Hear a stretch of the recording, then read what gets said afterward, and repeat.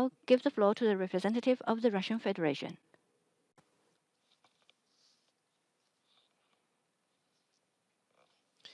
Mr. President, I would like to congratulate you on the start of your presidency of the Security Council and wish you every success. I would like to thank the delegation of Vietnam for their successful leadership of the Council in April. First of all, I would like to express my regret regarding the format of today's meeting. We're convinced that given the improving epidemiological situation, as well as the large number of people in New York who've been vaccinated, VTCs have become a kind of anachronism. We believe that the UN Security Council needs to act boldly and return to headquarters, of course with social distancing and other COVID restrictions in place. Moreover, the Council chamber lends itself to this. The fact that in-person meetings are held in the UNGA almost every day show that our proposal is feasible. We would urge the Chinese president of the UN Security Council to demonstrate leadership and speed up the process of the Council returning to its normal working methods. Mr. President, once again, we regret to have to note that the report of the High Representative is not balanced. We believe that the document does not reflect the real situation in the country. Mr. Insko uses cherry-picked information which is taken out of context. He then interprets this arbitrarily in order to drive home his version of events. The report presents the situation in a way that all the difficulties in the area of national reconciliation are seemingly the fault solely of the Bosnian Serbs and Croats. The only solution is apparently to strengthen the country's central authorities by curbing the constitutional rights of the peoples and entities.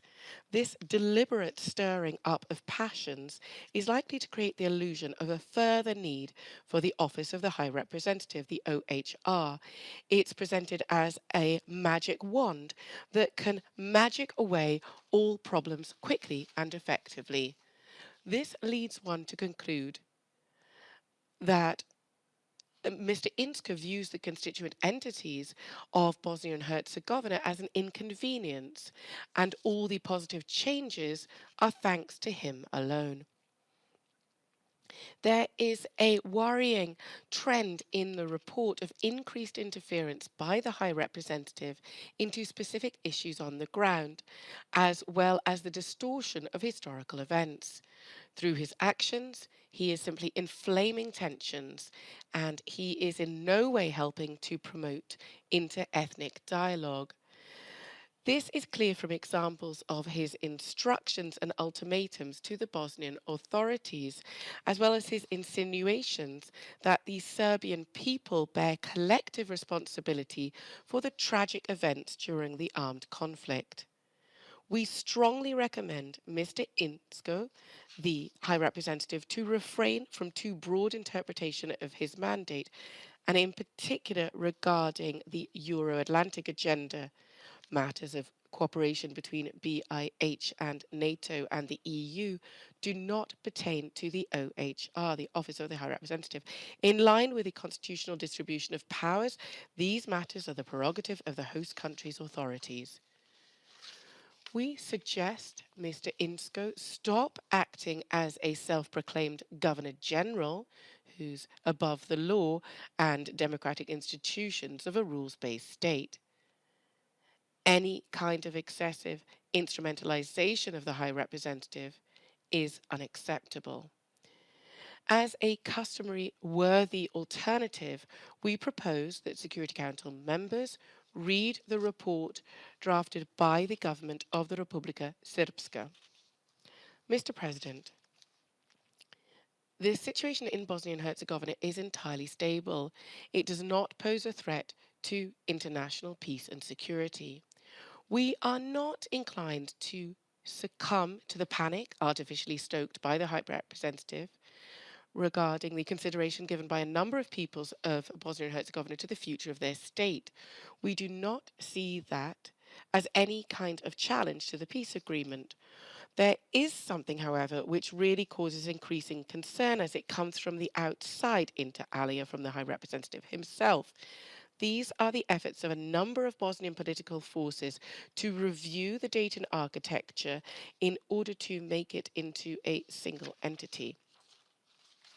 We're convinced that the brunt of the responsibility for what's going on in the country and its future should be borne by the legitimately elected authorities in line with their powers. There is no alternative to a mutually respectful intra-Bosnian dialogue, compromise, and consensus as a way to tackle the country's difficulties. If any changes are to be possible to Dayton, they should be solely as a result of voluntary agreements between the three constituent peoples and the two entities. External interference into the affairs of a sovereign state and unilateral sanctions against legitimate Bosnian representatives are unacceptable. We reiterate once again, for the sake of clarity, the sovereignty of BIH is borne by its people. The fate of the country and the way it develops will be determined by them and not by a high representative or any external factor.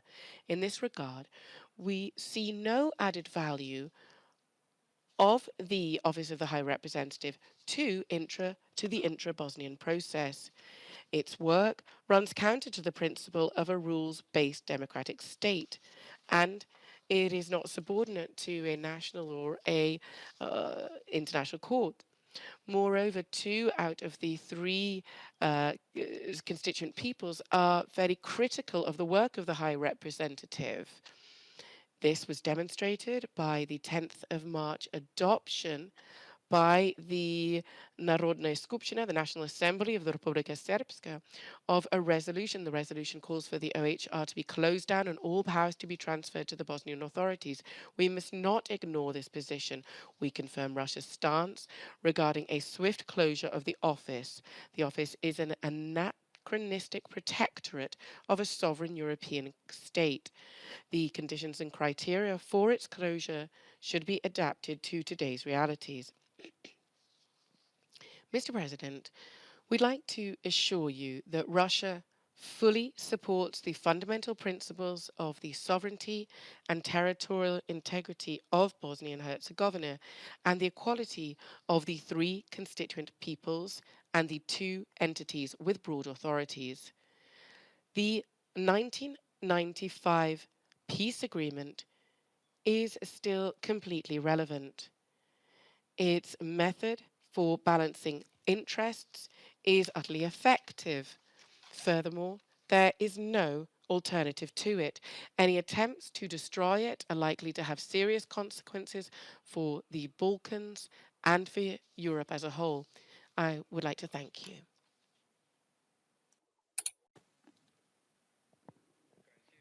I thank the representative of the Russian Federation for her statement.